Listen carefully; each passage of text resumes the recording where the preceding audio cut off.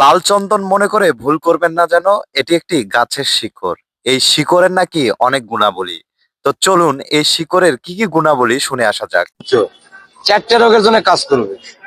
1 নম্বর, পায়ের তালুর থেকে মাথার চান্দি পর্যন্ত যে কোনো ব্যথা থাকলে ভালো হবে।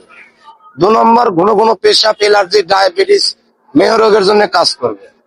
3 নম্বর, পায়খানা দাঁতে রক্ত পড়ে বুটির ব্যায়ামের জন্য কাজ করবে। 4 নম্বর, মা বোনদের সাদা চাপের জন্য কাজ করবে। হাতের তেলা পায়ের তেলা জ্বালা পোলা করে, এই চারটে রোগের জন্য কাজ করবে আমার এই গাছ। মানব দেহ যদি খেতে পারে, চারটে রোগ আপনার দেহের মধ্যে থাকবে না। এই চারটে রোগ আপনার দেহ ছেড়ে পালাবে। আচ্ছা, এই গাছটা কোথায় পাওয়া যায়? এটা খাগড়াছড়ি, বান্দরবান গেলে পাবেন, সিলেটে গেলে পাবেন। আচ্ছা, এটা কিভাবে ব্যবহার করতে হবে? এটা কোমরে বাঁধতে হবে, 1 টুকরা 7 টুকরা খেতে হবে। যদি পুরাতন ব্যথা থাকে, ডায়াবেটিস, এলার্জি, মেহরোগ যদি থাকে, তাহলে 7 দিন খেতে হবে। কিভাবে খেতে হবে? এটা পানিতে ভিজে খেতে হবে, নাহলে চাবায় খেতে হবে। চাবায় যদি খেতে পারে আরো ভালো। যদি না পারে, দাঁত যদি না থাকে, তার জন্য ভিজা খেতে হবে। আপনি এটা ভিজা কোথা থেকে খেতে, সংগ্রহ করেন?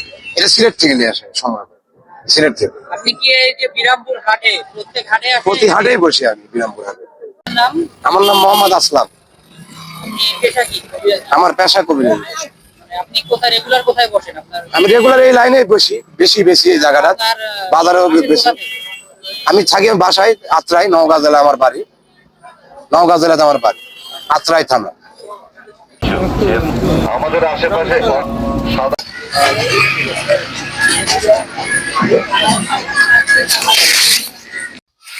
দর্শক বন্ধুরা, আপনারা এই শিকড়টি সম্পর্কে গুণাবলী তার মুখে শুনছিলেন।